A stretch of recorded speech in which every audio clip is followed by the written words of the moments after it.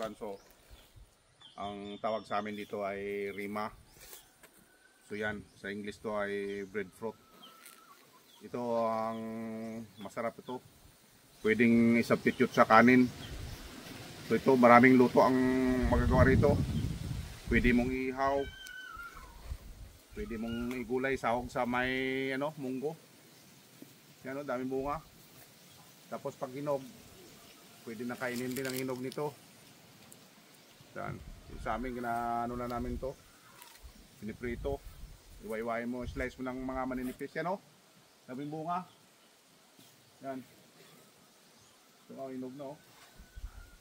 Hinog na o. Yan o. Yan, tamis. Tamis.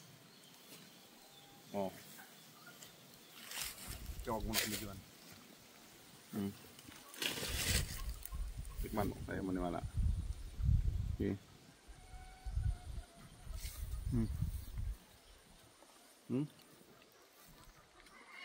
Tamis. Diba? Ha?